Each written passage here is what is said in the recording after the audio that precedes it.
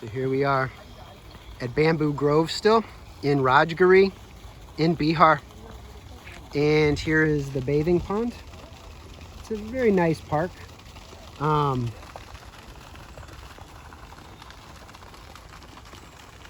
People enjoying the pond.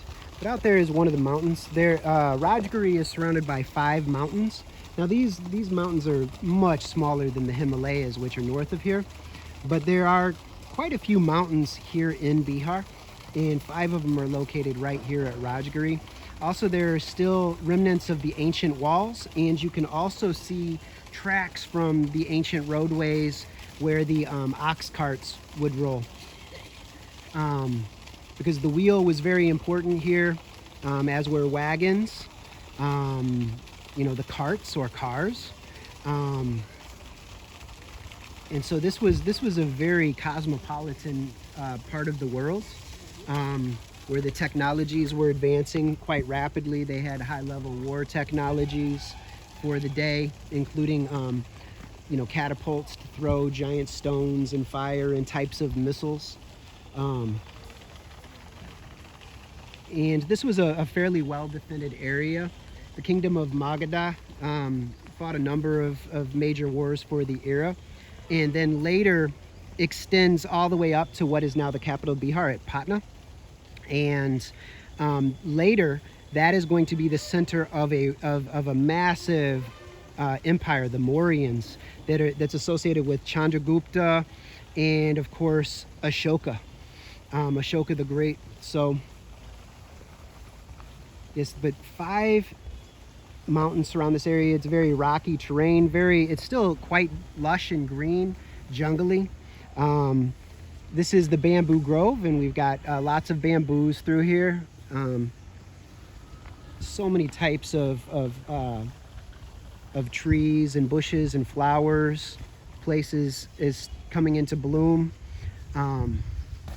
Lots of Rama squirrels, geese, ducks.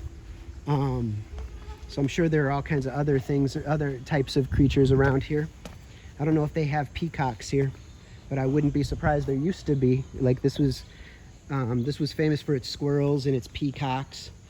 You see a banyan tree over there in the background. What a beautiful park.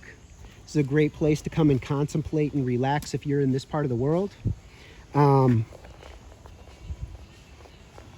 And there are many sites associated with world religions, with a variety of Buddhist schools, including the original schools, with the different sects of the Jains. Also, like, this area was written about and discussed in the Puranas, in the Ramayana, in the Mahabharata. So it's sacred to many Hindus as well. Over here, this statue, it looks like a fountain or a seat, I'm not sure. Like this area that's covered with some gold leaf, this was dedicated by the Thai royal family. You will see in the Middle Lands area around Bodh Gaya, Lumbini, Kushinagar, Sarnath, in this area, you'll see a number of locations, some beautiful Thai temples, Japanese temples. So you get to see and experience a variety of Buddhist schools that are, that have monks and nuns living in this region at least seasonally and some year round.